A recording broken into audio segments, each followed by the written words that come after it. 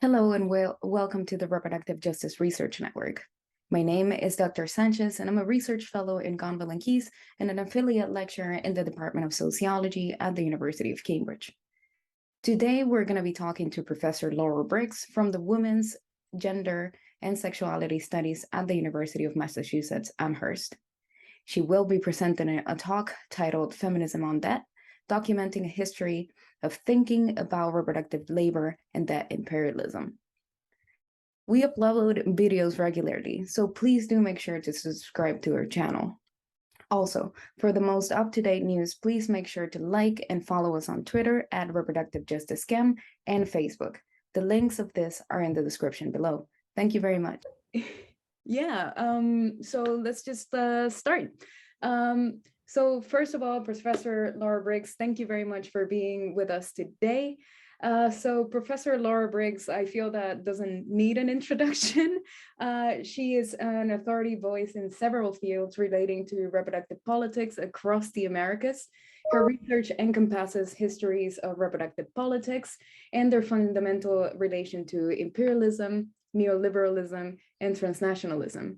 Since 2011, she is the chair of the Women's, Gender, and Sexuality Studies program at the University of Massachusetts Amherst and regularly contributes to public scholarship.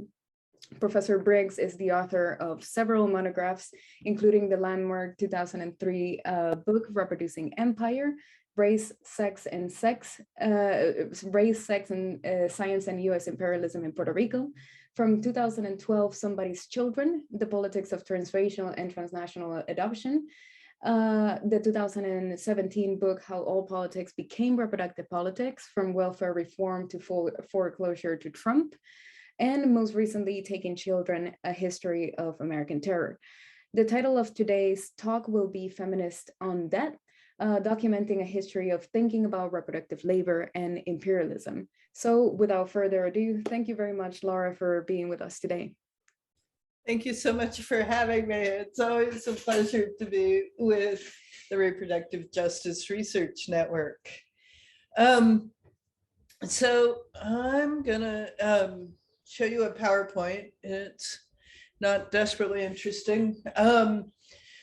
But so I want to talk about this idea of feminists on how feminists have thought about debt.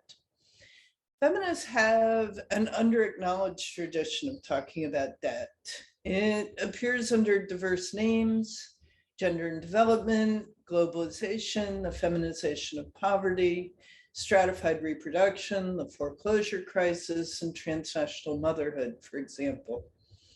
This analysis has in recent years been much of the animating force of broad-based political movements, from the role of La Colectiva Feminista en Construcción in the Verano Boricua, the Puerto Rican summer of 2019, which demanded an end to femicide and anti-trans violence, a more just economy through wiping out Puerto Rico's debt, and helped overthrow a governor by mobilizing a people. And beginning in Argentina and spreading across Latin America, Ni Uno Menos, a hashtag that means not one less, mobilized an abortion rights movement, an anti-femicide movement, and a debt resistors movement all at once, captured in Lucy Caballero and Veronica Gago's powerful book, translated into English in 2021 as A Feminist Reading of Debt. But I'm getting ahead of my story. So I started ruminating about how feminist activists have thought about debt one day in 2011 when I dropped by an Occupy encampment in Tucson, Arizona. I started talking with an earnest young man who was living there about feminism, the anti-WTO movement and of the late 1990s, and the Zapatista uprising. So Occupy, you'll remember, was mostly a US and Canadian movement to protest neoliberalism, the upward redistribution of wealth, and the replacement of living wages with debt and loans, embodied by the slogan, "We are the 99%. Some, recognizing the irony of a movement started and prominently represented by non-Indigenous settler colonists, trying to start a revolution under the name Occupy, even if it began as Occupy Wall Street, as in the rest of us demanding our money back, rename their encampments Occupy and Decolonize as they spread across the US and beyond, from their origins in Zuccotti Park on Wall Street. My young interlocutor in Tucson readily agreed that Zapatismo and the opposition to free trade and the World Trade Organization had powerfully influenced the Occupy movement, but he said not so much feminism. More condescendingly than I think he consciously intended, he added that it was too bad that feminism didn't really have anything to say about debt because they were trying to get the women more involved. I decided not to explain to him that among the many routes of protest encampments, mass protest, and civil disobedience was the women's peace movement and the women's encampments outside the Greenham Common Air Force Base near London and the Seneca Army Depot in upstate New York. But I did try to tell him about the feminist tradition of organizing around debt and globalization, which I said forcefully entered our activism and scholarship in the early 1980s, when Ronald Reagan and Margaret Thatcher began using the International Monetary Fund and World Bank to enact structural adjustment programs, which used what we were then calling third world debt to essentially recolonize the decolonizing world, forcing the global South to send massive payments northward like tribute to some Roman Empire, while paying for it by limiting government involvement in areas of the economy that particularly affected women and children, like schools, staple food subsidies, and healthcare. This was often accompanied by initiatives favorable to export processing zones, factories built for the overseas production of things like clothing and computer chips that exclusively or disproportionately hired women for their nimble fingers and the low wages they could command. Feminists, I said, have long talked about debt. He waved me away with his hand. And with that, or so it seemed to me, he also dismissed this archive of violence, immiseration, poverty, and maternal grief of the 1980s. That was a long time ago, he said. We're talking about the present. His dismissiveness irritated me. It does even today, more than a decade later, as you may have noticed. But it continues to motivate me to try to understand how third world feminist movements against debt and on behalf of households and reproductive labor have been an important piece of the understanding of debt as reproductive politics by other means. Not that thinking of the history of debt was ever a dominant thread, not that this history of thinking debt was ever a dominant thread in feminism in the US and Europe. Rather, it cropped up at different times and sort of ping-ponged through socialist feminist and Black feminist scholarship, particularly that concerned with participation in the formal labor force and reproductive labor, and the work that emerged from conversation with activists and scholars in the global South. In 1995, Shelley Cullen wrote a now canonical article introducing the concept of stratified reproduction that has been cited now literally thousands of times. Her phrase, stratified reproduction, is used by all sorts of scholars to reference the way some people's care labor and physical reproductive activity capacity is used by others, as in surrogacy or adoption, or simply class and race stratified. And the phrase has made its way into book titles, article titles, and as reference book entries. Reproductive labor, she writes, physical, mental, and emotional, of bearing, raising, and socializing children, and of creating and maintaining households and people from infancy to old age, is differentially experienced, valued, and rewarded according to inequalities of access to social resources. Entitled Like a Mother to Them, Stratified Reproduction in West Indian Childcare Workers and Employers in New York, the article has been cited again and again in field-building ways to inaugurate generative and exciting work in reproductive anthropology, reproductive sociology, or more succinctly, just reproductive politics. Well, you wouldn't actually think that anything more could be said about this piece, written by a graduate student working with Rainer Rapp. I want to turn to it again for its more subordinated analysis of debt. It begins with a sharp critique of the International Monetary Fund, the World Bank, and the effects of structural adjustment programs that, she said, forced women to migrate and work as nannies in global cities like New York to support their children who are left at home in the West Indies. Cohen was drawing on a discourse being developed by Aileen Bowles, Faye Harrison, and Deborah D'Amico Samuels, among others, largely US-based anthropologists who were writing about Black single mothers and female-headed households in the English-speaking Caribbean. Although much of this conversation was using concepts of culture to talk about a structuralist notion of matrifocal households and the history of slavery's supposed matriarchy that had already erupted into fights about US federal policy in relationship to the Moynihan Report, which blamed African-American poverty on matriarchal households, and also development policy, which was similarly in conflict about the so-called culture of poverty, which some said made economic assistance to poor people not worth the trouble because it would never lift them out of poverty.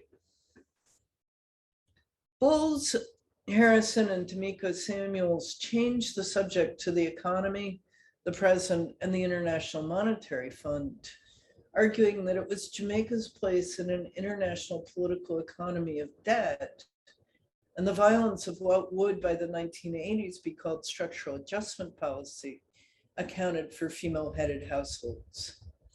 These anthropologists were also not incidentally working with scholars of the University of the West Indies Institute for Social and Economic Research. All of these academics, in turn, were much influenced by the women's movement in Jamaica, which was mobilizing independently of men, although sometimes in and through the same labor unions.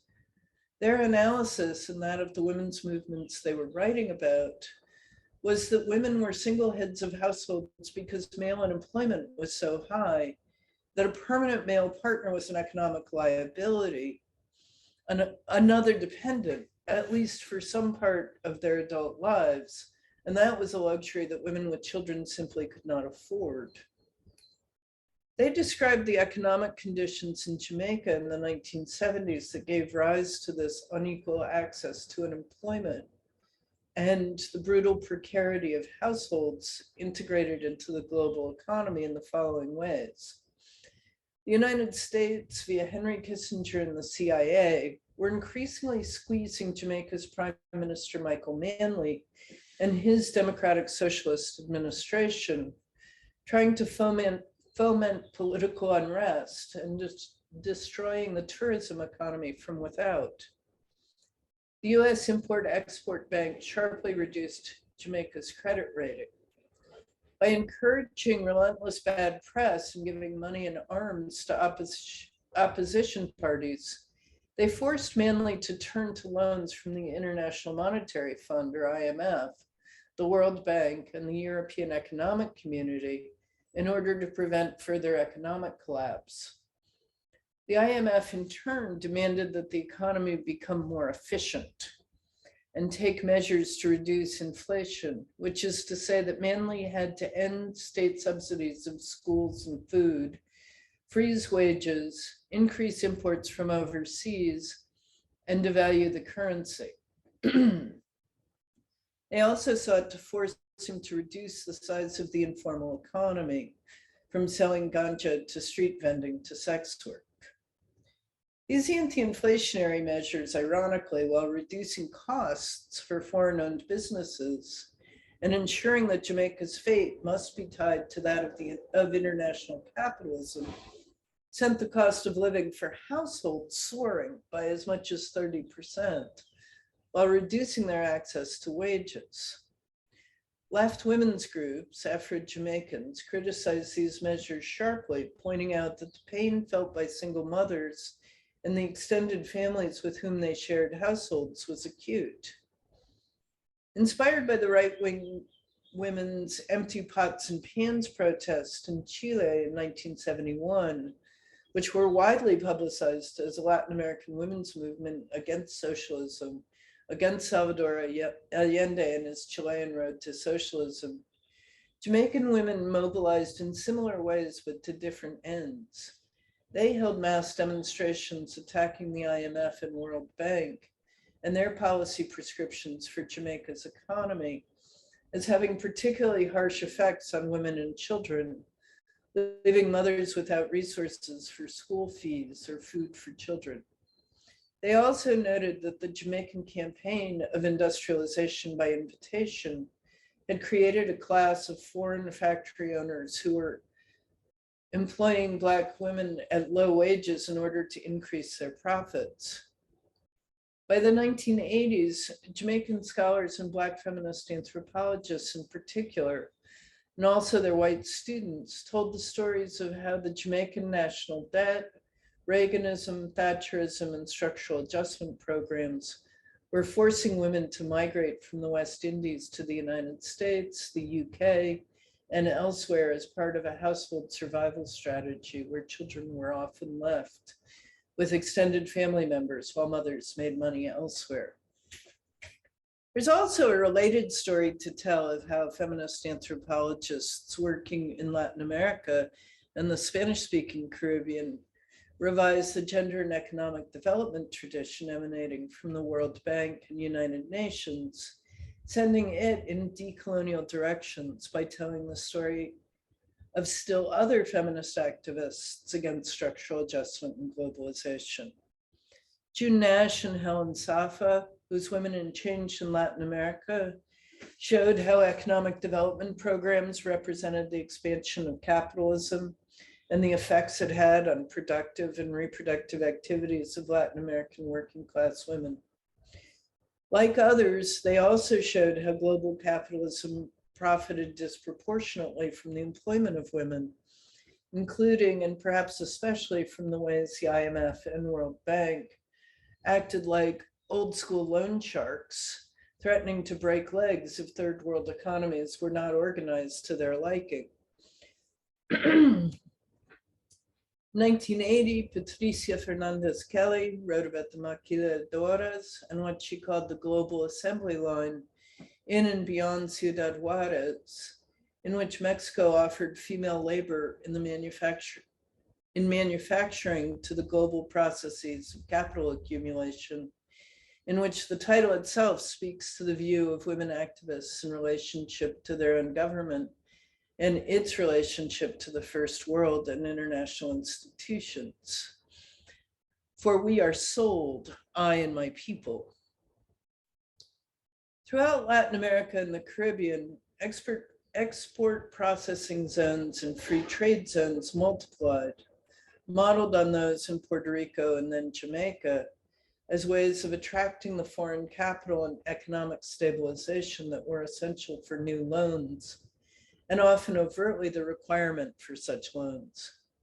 Feminist movements, through labor unions and autonomous female organizations, were often those most explicitly organizing against them, particularly because women workers were the ones most integrated into the international economy, as the manufacturing sector sought them out in hopes of finding docile low-wage workers. Other feminist anthropologists and sociologists spoke to the ways that international migration also served this process, as women migrant workers did piecework, nannying, care labor, and house cleaning in global cities like Los Angeles. Feminist scholars, including Iwa Ong and Lisa Lowe, added Asia and Asian American women to this feminist account of neoliberalization, international manufacturing, debt, and migration, underscoring how porous and flexible the boundaries between the household and the workplace were becoming as piecework invaded homes. Increasingly, sociologists and anthropologists documented the ways the ongoing violence of structural adjustment continued to push women to migrate, often forced to leave children at home as they did care work for others in the United States and Europe, in a process in social formation that sociologists started to call long-distance motherhood. So even though my interlocutor at the occupied encampment in Tucson insisted that there was no feminist genealogy that we could draw on to talk about debt, by the end of the 1990s, virtually the entire fields of feminist anthropology in the Caribbean and the sociology of female migration were actually relentlessly focused on international debt and the institutions that supported it. Accounts of the home, reproductive labor, and family, especially Black and Latino female-headed households, had been transformed in a decade from the study of dysfunctional, maternal-centered cultures to studies of the violence of the international economy and debt imperialism. Still, it's not just activists who seem to be unaware of this feminist tradition of talking about structural adjustment. When I mentioned that I'm starting to try to think through a project on feminist scholarship and activism related to debt, focused on Latin America and the Caribbean, other scholars are quick to ask, oh, have you read David Graeber's book? Now, I would be the first to say that Graeber's Debt, The First 5,000 Years, is a great book, and I admire its lucidity, its combativeness, and its accessibility. But it's not feminist, not even just comparing it to Graeber's other work.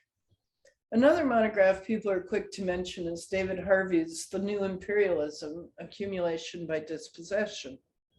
Again, it's a book I've learned a lot from, but Harvey is certainly no feminist, and there is feminist work on the same subject, what Marx called primitive accumulation, that came out at the exact same time that people don't cite with the same urgency. I'm thinking, of course, of Silvia Federici's Caliban and the Witch, which argues that capitalism, and indeed capital itself, was consolidated through the enclosure of reproductive and feminized labor, which made it seem to have no value through campaigns of terror against women and feminized people, which we recall as the persecution of witches in the early modern period. That, together with the 14th century repression of heterodox Christian sects that celebrated sexuality and saw women and men in more egalitarian terms, while the church fomented sexism and sponsored brothels and sex work in order to divide the working class, encouraging men to take their frustration out on women. Like Harvey, Federici is revising Marx's notion of primitive accumulation. Now, one of the things that needs explaining for Marx is that if wealth was built through the extraction of surplus value from workers, how was it that some people began with the kind of capital that allowed them to build factories, enabling them to turn others into the sort of people who had to be compelled to sell their labor? In the liberal tradition that Marx is criticizing, Adam Smith says it's because initially in the before times when there was not yet capitalism, some workers were just more industrious than others. They saved their earnings and also being clever, were eventually able to build factories and organize manufacturing, growing ever more wealthy, while their less capable counterparts were turned into workers who had to sell their labor to survive. Industriousness and cleverness, as you've probably noticed, plays a major role in today's conservative accounts of why businessmen are virtuous and should get all the good things, from political power to freedom from taxation. Marx, in contrast, explained this early or previous accumulation in terms of violence and expropriation. Marx looked to enslavement of Africans, colonialism, the looting of the East Indies, and the accumulation of gold and silver from the Americas, including the exploitation of the labor of indigenous peoples here. He also spoke to the enclosure of common lands and the resulting depopulation of villages as strategies for the concentration of wealth as private property and hence capital. Federici, speaking into this context, added another kind of enclosure of labor-marked female, alongside slavery, serfdom, and other kinds of wage theft. Her work on understanding the undervaluing of feminized labor as primitive accumulation was, she said, obviously inspired by the international feminist wages for housework campaigns in the 1970s, in which she herself was so instrumental. These campaigns enabled us to see that while reproductive labor was essential to the creation of the labor force, the birthing and raising and educating of small humans who grew up and went to work in factories, and who as adults were fed, cooked for, and clothed in clean and sanitary homes, cared for when ill or when disabled or elderly. This routine work of housework and reproductive labor was what went on behind the scenes that made capitalism possible. And its unpaid nature was a kind of surplus value extracted by capitalism from the working class as a whole, and women in particular. But, and now I'm finally coming back to my point about debt, Federici also says that Caliban and the Witch was very much marked and indeed necessitated by the work of the women's movement in Nigeria, where she was teaching in the 1980s. That decade, she argued, saw a new campaign of primitive accumulation, beginning with what she called a decisive intervention by the state, instigated by the World Bank, in the reproduction of the workforce to regulate procreation rates.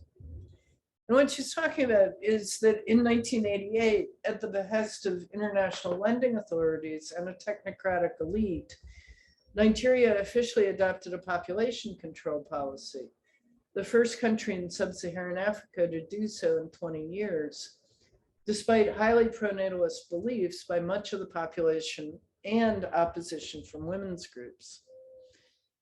The same elite also initiated a misogynist campaign, blaming high costs and a so-called lack of competitiveness internationally on women's vanity and their consumption, and also the wrong kinds of social reproduction, from polygamy to bad child rearing to the lack of nuclear family households. While the majority of Nigerians were still living off the land through subsistence agriculture and similar strategies, the technocratic elite were trying to turn them into a modern urban proletariat with small nuclear families appropriate to such economic strategies and the lives and households of the laborers who could serve these industries. It was Federici's insight into the importance of official misogyny in breaking the solidarity of the Nigerian working class, or really peasants, mostly subsistence farmers, that led her to intervene in how Marxists narrate the relationship of reproductive labor to so-called primitive accumulations. So we have feminist mobilizations from Latin America and the Caribbean, sub-Saharan Africa, the US, and via Federici, Europe, helping us think through the relationship of debt to reproductive labor over the last 50 years.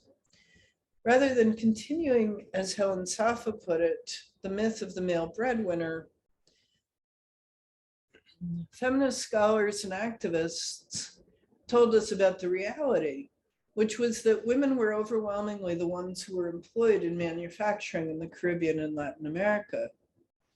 But rather than celebrating this as a story about women's empowerment through access to jobs and wages, as liberalism did, these feminists insisted that this was a story about exploitation, exposure to toxic waste, unsafe drinking water, and other dangerous working conditions, as well as sexual harassment. And beginning in Ciudad Juarez and expanding their analysis outward from there, femicide. The heart of it all was structural adjustment and free trade agreements, which were the stick and the carrot that led their governments to sell them and their people and their labor to US and European companies. As I said earlier, Veronica Gago and Lucy Caballero are writing from Argentina to make the connection between debt and the present day feminist movement there, where women's mobilizations have put millions of women in the streets since 2016, winning the right to abortion as part of a broader right to be free of violence and for women's, queer, trans, and non-binary people's right to live. Debt, of course, is a hard subject to escape politically in Argentina, where the 2001-2002 debt default brought the country into conflict with the IMF. Middle-class people lost their savings overnight and once more went into the streets, banging their empty pots and pans, as so many women's movements have since the 1970s, and brought down the Menem government that had gotten into bed with the IMF, following their prescriptions once again for state austerity and fixing exchange rates to the detriment of household budgets. So in significant ways, Argentina and Latin America more broadly are imagining the future of the women's movement, particularly for those of us in the US who are confronting the slow-moving but increasingly inescapable collapse of democracy and reproductive freedom and justice. Here, the authoritarian right has made the feminist movement, together with racial justice movements and universities, its enemy. It has also done that in Latin America, but last year, the three most populous nations in the region, Mexico, Colombia, and Argentina, legalized abortion following the huge mass strikes against femicide and death from criminal abortion. So this new feminist mobilization against debt, particularly in Argentina, Chile, Brazil, and Puerto Rico, but also Colombia and Ecuador, should command our attention, especially emerging as it does from the Ni Uno Menos movement. With slogans like, "We want ourselves alive and debt-free," and "the debt is owed to us," they're taking on the financialization of everyday life and linking the familiar protest against the IMF and sovereign debt to personal debt, including student debt, medical debt, and consumer debt. Personal debt, they argue, follows from the working class and feminized precarity instituted by the IMF's management of sovereign debts. Building on the decades of feminist work in sociology and anthropology, it moves beyond an analysis of the ways that the neoliberal state privatizes and dumps the work of social welfare and social reproduction increasingly on the household. It sets out to unmask the extent to which in Argentina and beyond, it is women, lesbians, travestis, trans, and non-binary people who are particularly juggling debt in order to pay for food, gasoline, public transportation, and healthcare. They are looking in particular at the situation of women, queer, trans, and non-binary prisoners, peasants, and the precariously employed. By unmasking debt, creating credit circles in which people tell the truth about their own debts, they remove the sting of shame about them and help each other by fighting back against usurious interest rates, and they politicize it. Whether holding demonstrations against the companies profiting off of debt or using their own access to credit to ease its burdens on each other, they're engaging in a process of mutual aid and fighting back. In Puerto Rico in 2019, a plurality of Puerto Ricans took to the streets and successfully demanded the resignation of the governor, Ricky Rosselló, and the ouster of the cabal around him. The proximate cause was the leaking of a group chat by politicians joking about the cover-up of the deaths of thousands after Hurricane Maria in 2017, about killing and beating up women, especially San Juan Mayor Carmen Yulín Cruz and former New York City Council Chair Melissa Mark Viverito, and homophobic trash about pop singer Ricky Martin, who's gay. The protests spread organically across the island, but it was a Black queer feminist group, La Colectiva Feminista en Construcción, that emerged at the forefront. Disrespected by name by Rosselló for their calls for a state of emergency about femicide and anti-trans violence, They drew on their experience organizing against the austerity measures instituted in response to the archipelago's debt to organize the heck out of forcing Ricky Rosselló to resign. Decisions about the budget of the Commonwealth of Puerto Rico have effectively been commandeered by an unelected fiscal control board as part of the Promesa legislation, it means promise, imposed by Washington in 2016 when the island's government announced that it would halt payments of its debt to US banks and hedge funds. Promesa is composed of US-born and a few Puerto Rican representatives of the insurance, oil and gas, and financial services industries, as well as educators and members of conservative think tanks like the American Enterprise Institute. Promesa encountered vigorous opposition among activists on the island and its diaspora who have challenged the legitimacy of the debt, the austerity budgets imposed by Promesa, who ask questions about whether the debt game is rigged from the outset. That is, municipalities like New York can declare bankruptcy, while unincorporated territories like Guam and Puerto Rico cannot, because they remain, quote, foreign to the United States in a domestic sense, which is what Supreme Court Justice Edward Douglas White wrote in one of the exceptionally racist insular cases, this one from 1901, Downs v. Bidwell. Furthermore, as feminist scholar of US empire in the Asian Pacific, Jody Kim has written, we need a concept of debt imperialism to understand the work that US financialization of everything is doing. She holds up the work of economist Michael Hudson, whose writing was particularly important to the US anti-imperialist movement during the Vietnam War. He points out in his book, Super Imperialism, that the United States, as the entity with the largest debt in the world, can roll it over with impunity, while Puerto Rico, like highly indebted poor countries around the world, raid teachers' salaries, privatize public utilities, and ensure that Wall Street gets paid. Puerto Rico's feminist politicization of debt has not yet reached the 50 states exactly, although the movement to end student debt and groups like the Strike Debt Collective have gone a long way toward politicizing debt.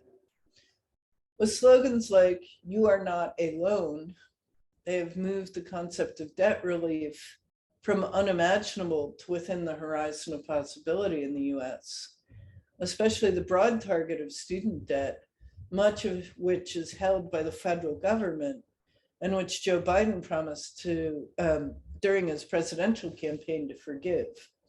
We'll see.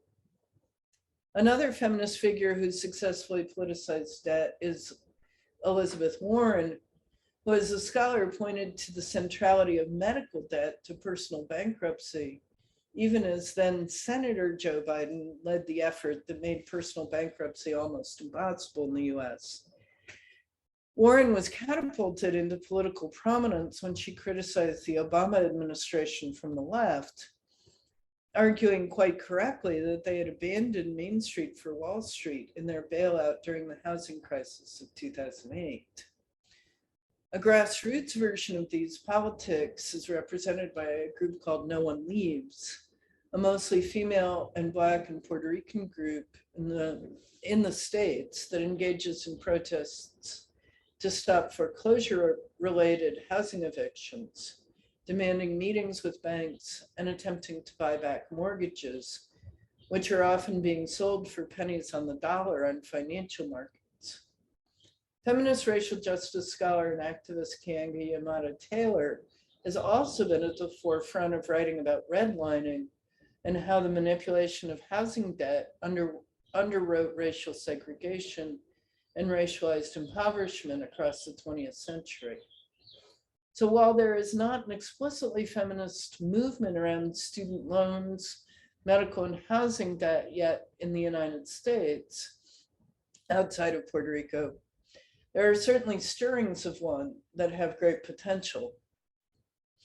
I want to stop here and ask you to talk to me.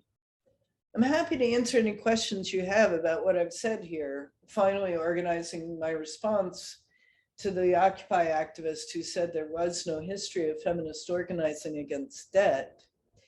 But what I also hope is we can talk about what I've missed, or rather what you would add to this account of feminist organizing against and analyzing debt, considering household debt, sovereign debt, and perhaps regional debt in the sense of Puerto Rico, or we could say a history of racial capitalism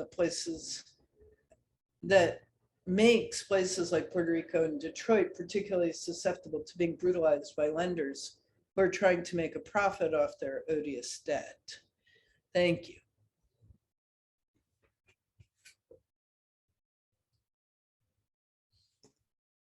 Thank you very much for that amazing talk, Professor Briggs. I'm not hearing you. Oh, Rachel. Can you not hear me? I have unmuted myself. Oh, my bad. Gotcha. Yeah? Yeah. Can you hear me? Okay, good. I freaked out for a second. My computer is giving me problems like all week, so I'm not surprised. So thank you very much for your talk. I thought it was fascinating. I have a lot of questions myself, but I was wondering if the audience had any questions. If not, I'm gonna use my magical chair powers to ask my question. So before just to give people some time.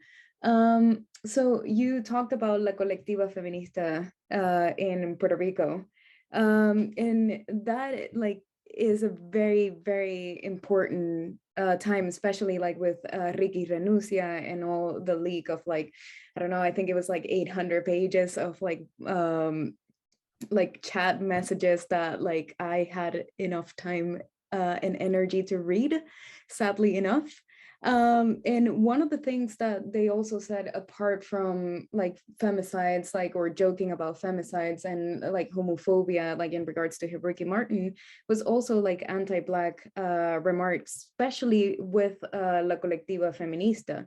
And I think that all plays a massive part in this uprising in Puerto Rico for Ricky Renuncia. But my biggest question here is why, when it came to election time, especially after about 150,000 people went into the streets, why did the same political party won again? I was wondering if you had any theory or any thoughts about that.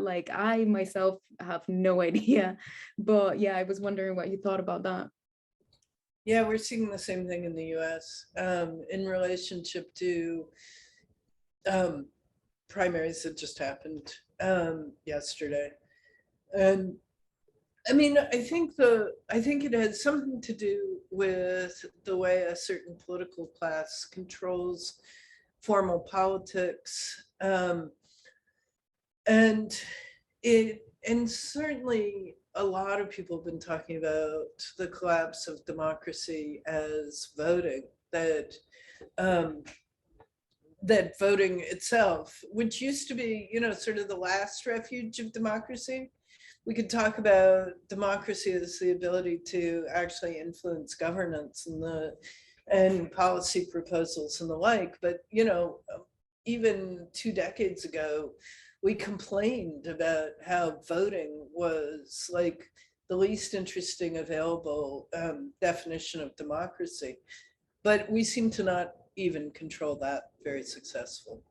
So I don't have a good explanation beyond that. I'd love to hear yours. I just have no idea, especially because at the point that Auditoría La Deuda Ya, as well as Ricky Renuncia, all of this was going on, I saw a massive shift, I guess, to the left in that regard. And it was very surprising to see that the political party pro statehood won yet again. I think in probably has to do a lot with the fact that there was like a massive fragmentation of different political parties, like at that specific moment in time. So maybe that might have played a part. Um, and another thing that I was wondering about was like Puerto Rico, like especially in the year 2020, which was the year after Ricky Renuncia, like was the epicenter for femicides, especially when it came to trans women's killings. And I was wondering like how that played a part in Auditoría La Deuda Ya and like the whole system or everything that was happening in Puerto Rico, I guess.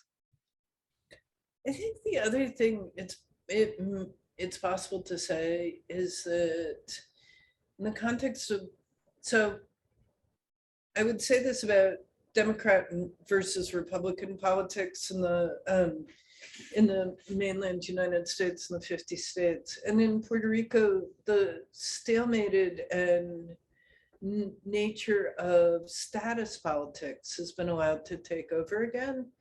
And this is actually in no small part, Rafael's work, right? The coordinating of, a massive statehood movement from the mainland United States has been astonishing to see, because it seems to me that the one thing we know is that statehood in the current that statehood is a bankrupt alternative, that Puerto Rico will never be treated with equality by the United States. It's just not gonna. That's how colonialism works. So anyway, that's my best guess. Yeah, no, definitely. I know that Savia Miles has a question. Would you like to unmute yourself? I just sent you the request. Sure. Is there a part of my question that's I can expound on, or I think I'm really wondering. I think there's so many of us who are already convinced that these changes to be made are to be made, and I feel like I find the biggest difficulty kind of speaking to the unconvinced, and I'm always wondering what strategies, what theories of change can be used. What kinds of things are effective? I guess I'm just seeing there's so much work not being done, and because there's no incentive to them. So I'm really struggling there. I feel like this can be a really, really depressing moment. I'm sure I'm not saying anything anybody here hasn't thought of. But it seems to me like the thinking from the places that people are living, which is inside the despair of debt and precarity, and acknowledging that as a common problem. I mean, what the political right does so successfully is to act like, it's our fault we're broke. And that, it's because we're not industrious or clever enough. And I'm actually sort of optimistic, as naive and as that sounds. I'm actually kind of optimistic about the possibility of a feminist movement that really starts from the question of debt and precarity and international financial institutions. I feel like it's so easy for people to be afraid of talking about debt because it sounds like it's going to be mathy. And really recognizing how sort of systematically disempowered we are by math and debt. And insisting that debt is incredibly important to how people are living today. I have some optimism about that, and I think it's been part of what I get out of trying to narrate this history. I felt like I was trying really hard not to just go on and on about, then there was this article in this school book. But to remember that all of it was tied to political movements and mass mobilizations, is to say this has been effective before. And this can be effective again. We don't have to live in despair in this moment. I know that Nianthony, like she has a comment. I'm gonna ask you to unmute just in case you want to elaborate further. Yeah, well, thank you for the talk, Laura. It's great to hear, especially, you highlighting the movements in the Global South.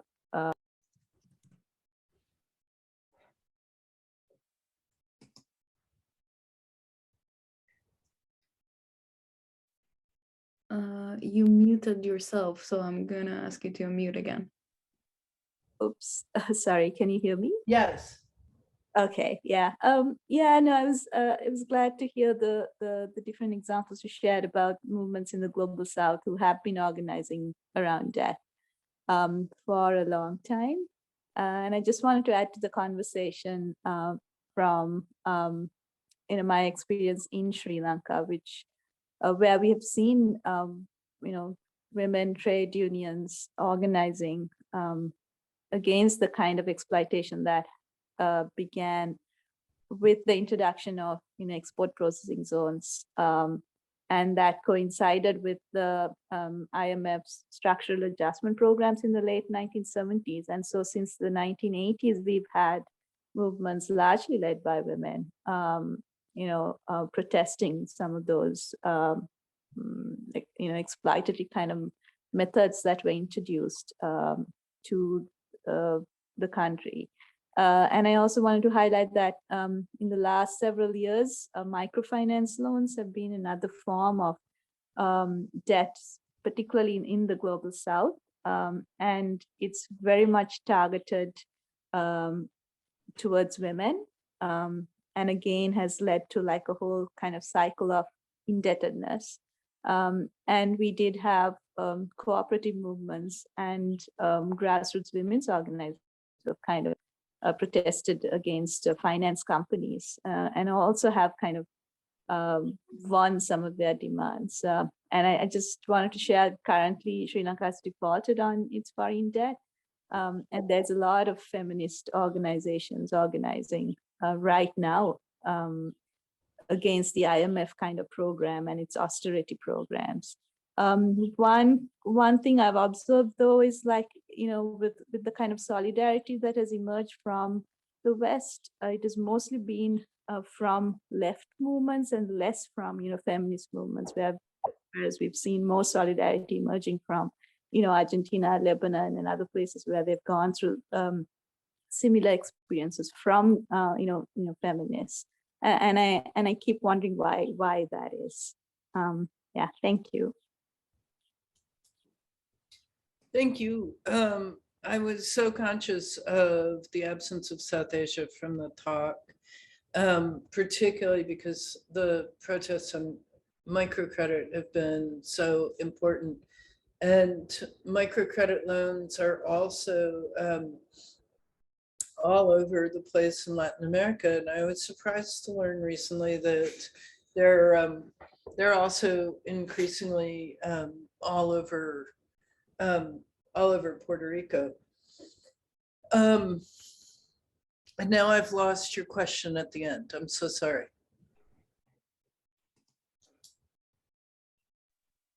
Sorry.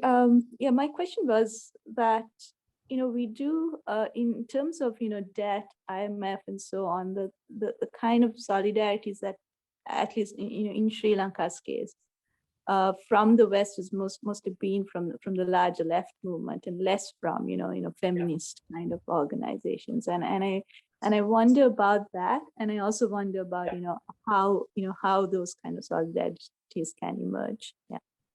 Yep. No, that's exactly how I wound up sort of stumbling through leaving South Asia out of it. I'm delighted to learn about the protest by Sri Lankan feminists because I am so conscious of these as being left movements rather than explicitly feminist movements. And I mean, that's clearly the context in the US, or I wouldn't have started with what's up with this Occupy guy.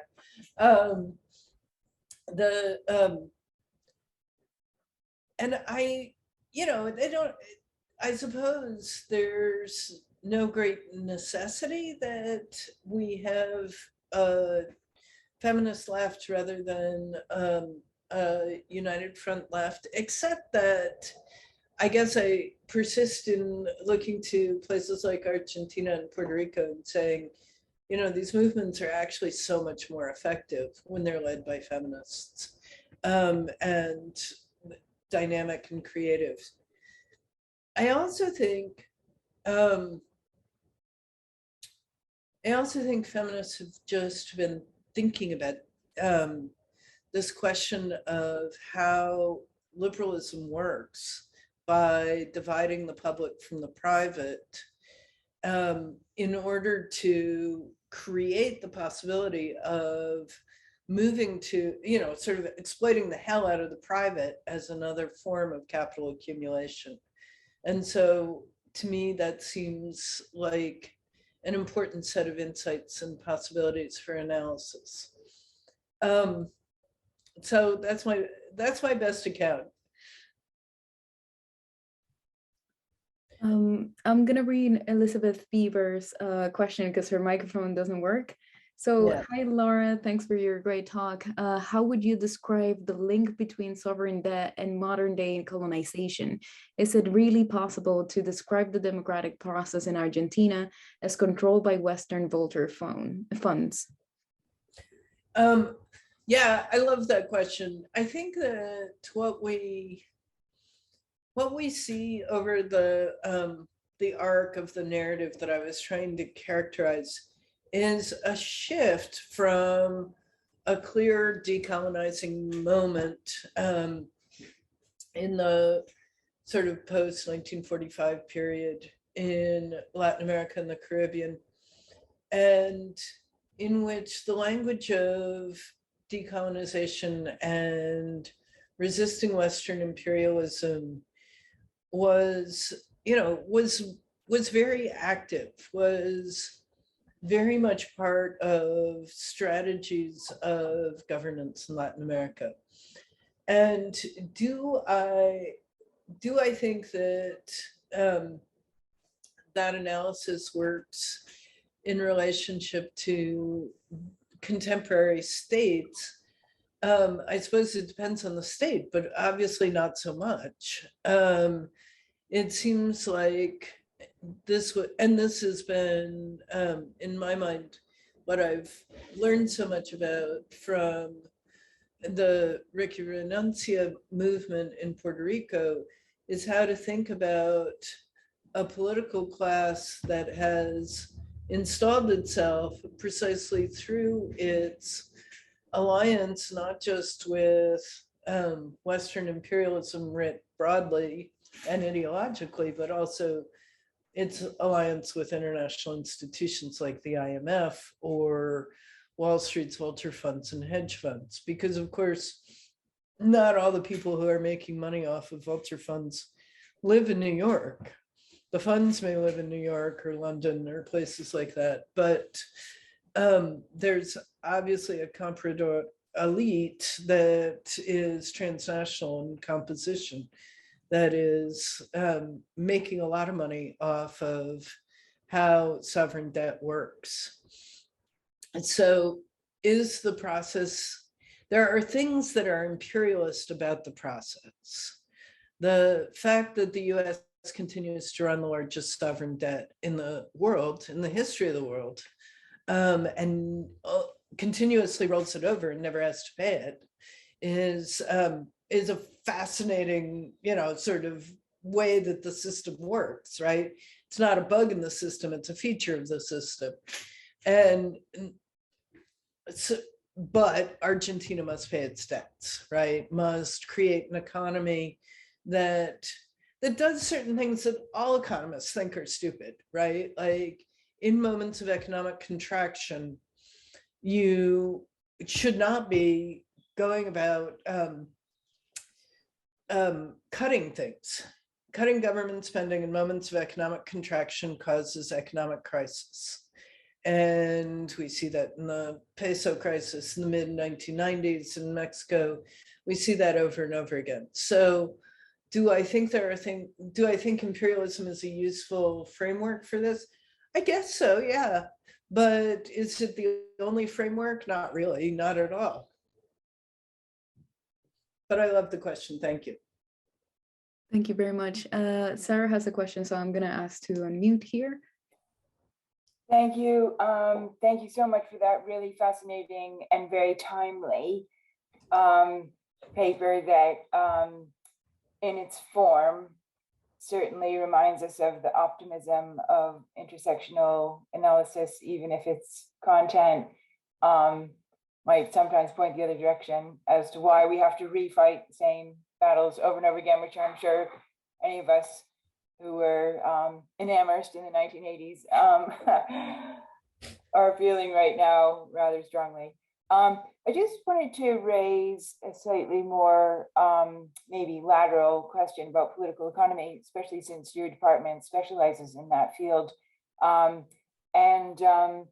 Just looking back to the history of a lot of feminist economic analysis from Angela Davis to the International Decade for Women, the question of what's uneconomic, what's fundamentally uneconomic within capitalism in some ways precedes the question of debt, because it can only be something owed, only something that's a debt if it's seen to have that kind of value to begin with. So the intersectional analysis of political economy has emphasized, like Marx, the creation of the value categories to begin with, which is also Michelle Murphy's point in her discussion of calculation, which has been recently picked up so interestingly by Jennifer Morgan in her account of women's labor, and what gets calculated is the aggregate, for any calculation of labor. And if that's, Angela Davis sort of famously said in Women, Race, and Class that there shouldn't be wages for housework.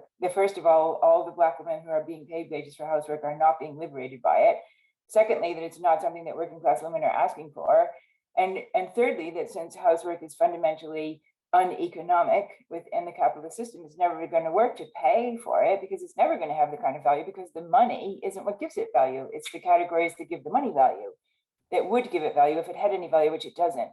And if that's the social reproduction problem, then the question of what is an intersectional political economy is answered by terms like patriarchal capitalism, racialized capitalism, descriptions of capitalism that don't take the capitalist definition of value as any kind of starting point. And that seems to be the links that were made during the UN Decade for Women, when women in Argentina were protesting and saying, the cost of bread here is linked to the, IMF and what it's doing in Paris, which is linked to what's happening to the stock markets in the United States. And these are connections that are political, think globally, act locally.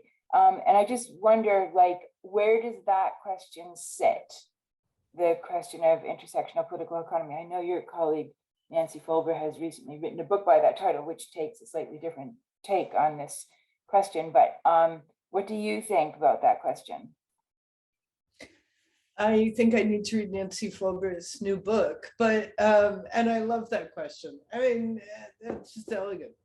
It seems to me that what constitutes the critique is precisely how capitalism is, what capitalism is doing to unpaid labor and to produce these international links of exploitation. But it doesn't answer the question at all of what do we want, right? What are the alternatives for how we might create non-monetarized spaces? What is it? The financialization of everything is a complaint about how everything is being turned into something with monetary value, and that is the epitome of the right neoliberalized saturation of all of our spaces. And I think that's on all of our shoulders. I don't have any pat answer to how we create how we create the world we want, how we imagine the alternatives to capitalism. But it's certainly not more wages, right? It's not more financialization.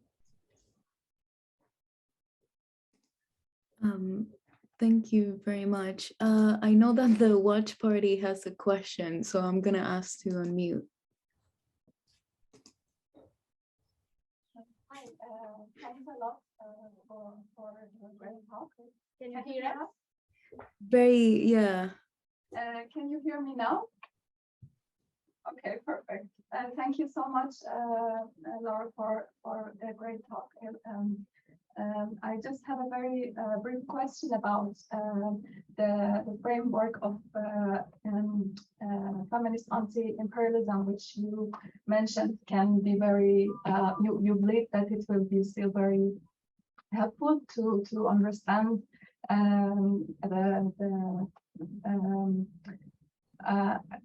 the complexities that you've just mentioned in your talk. I was wondering, in terms of imperialism, what forms of imperialism, if you can tell us a little bit more about, because you mentioned U.S. and West in more more so-called West in general terms, playing an important role in monetary circulations, like IMF, World Bank. What other forms of imperialisms, if that makes sense, do you think play a role in this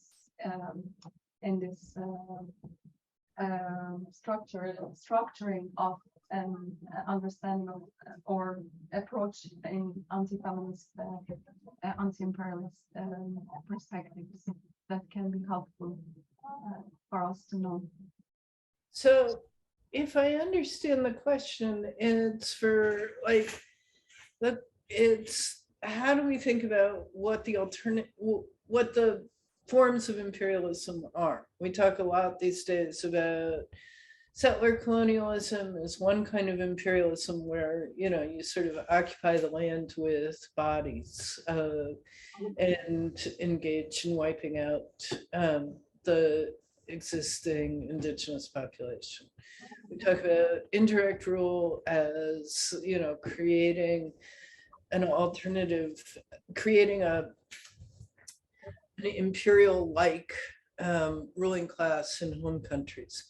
The thing that's so interesting to me about the current moment and US imperialism is that US imperialism has really figured out, well, it's uneven in different places, it takes heterogeneous forms, but its key thing is that it basically offers nothing, right? And this has been particularly useful to think about as a student of Puerto Rico.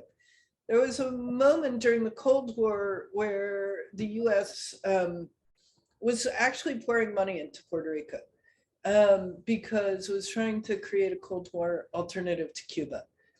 And so if you don't go over to communism like Cubans did, we can sort of offer this carrot of a US imperialism that, you know, provides welfare benefits and some healthcare and some support for food subsidies.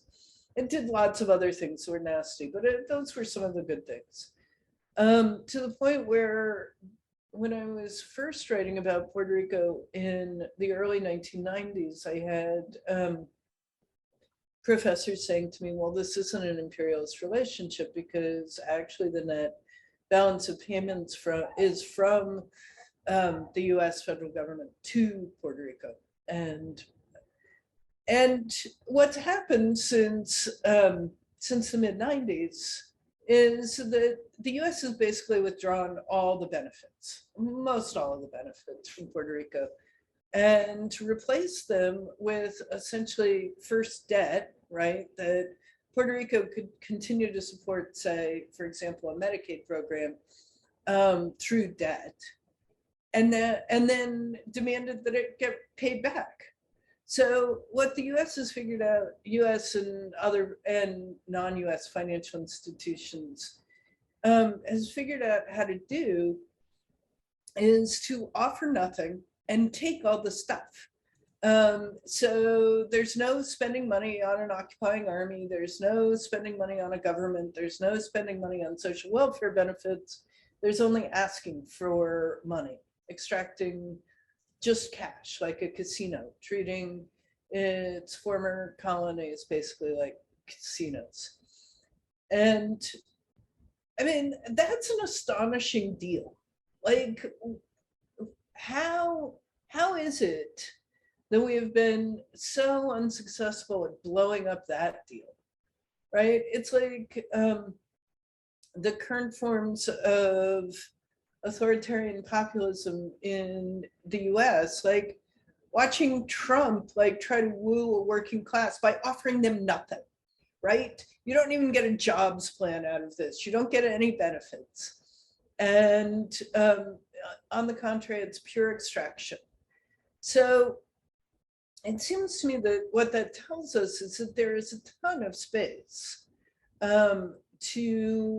in analysis and education and organizing to blow this deal up. It's much harder to blow up authoritarian regimes like Perón, where he's like giving all sorts of stuff to the working class, right, in Argentina. And so that's what I have to say about that. Like, it's nothing. It's worthless.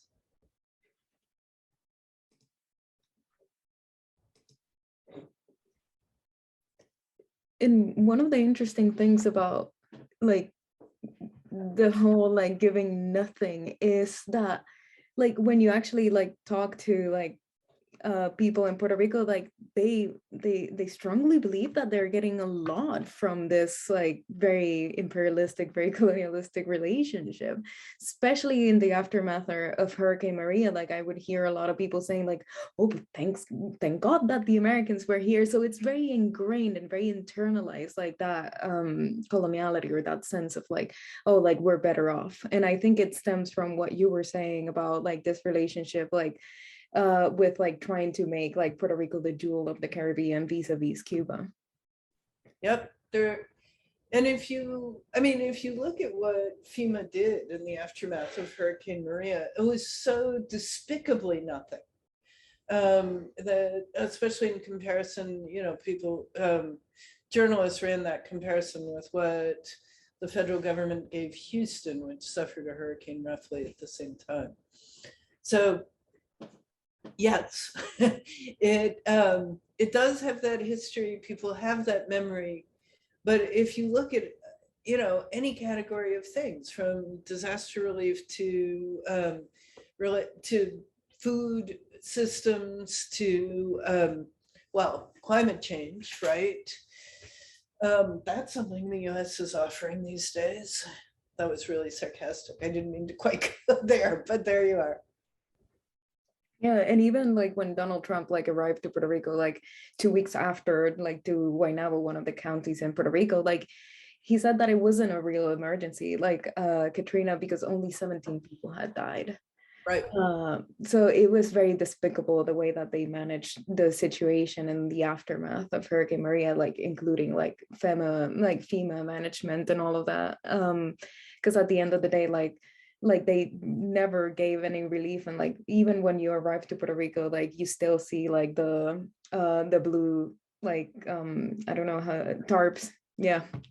So it is very despicable what they did to Puerto Rico and what they're still doing. So are there any other questions?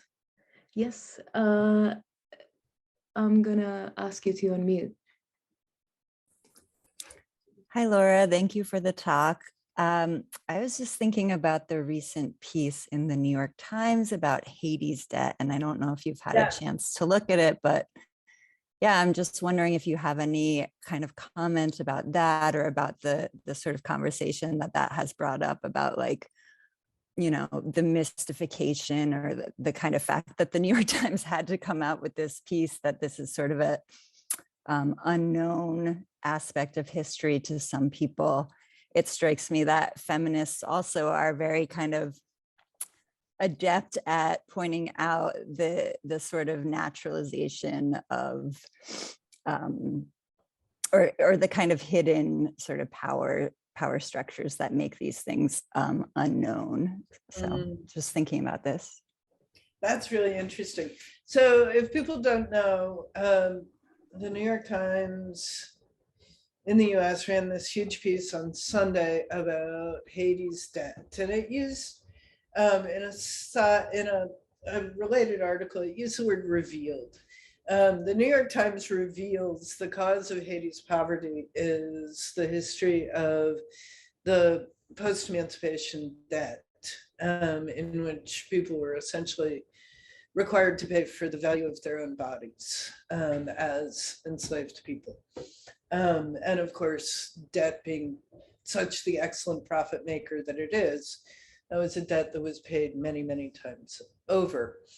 And the irony, I mean, it's hard to know how to feel about it all. The irony is, of course, Latin American historians and scholars in and beyond Haiti have documented this for decades and taught this story for decades. And so, speaking of making buck off of other people's work, the New York Times claim to reveal this story is remarkable, and I'm not sure that there was much that was new news to those of us who've been reading and teaching about this for years. Nevertheless, there is something about sort of packaging it up and distributing it worldwide and saying you have to pay attention to this question of Haiti's debt if you want to understand Haiti's poverty. That I think that was valuable too. I think somebody should definitely package it up and distribute it widely. So I know I thought I should somehow roll that into this talk, and then it seemed like this talk was overburdened to begin with. I'm also though curious, and I think the person who knows left, I don't know if Jalicia is still here, but if there's a particularly feminist story to tell about the mobilization and understanding of Haiti's debt.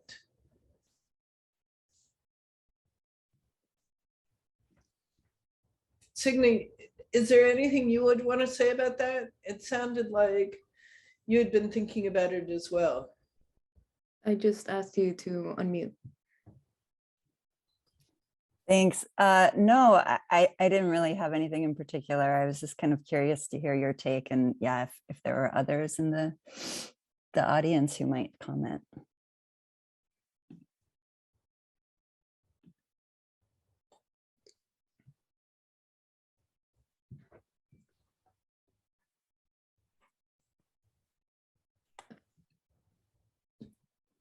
Is there not any comments about that? Like, and if you want to ask another question, like, please do use the raise hand function or the chat, and I'll ask you to unmute.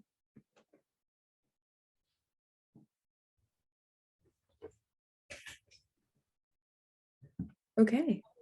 This is excellent. Thank you all. It's always stimulating to be in conversation with you all. Thank you very much for being with us today, Professor Laura Briggs. Like, this was a fantastic talk. And before we finish, like, I wanted to say that, like, our next event is going to be on June the 1st. We put the link in the chat.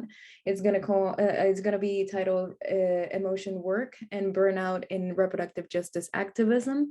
And it's going to be with activists from the groups Polish Women Help Women, Sisters Uncut, and Taller Salud de Puerto Rico. And the next one is going to be on June the 8th. We're going to be publicizing that one soon, and it's going to be with Dorothy Roberts.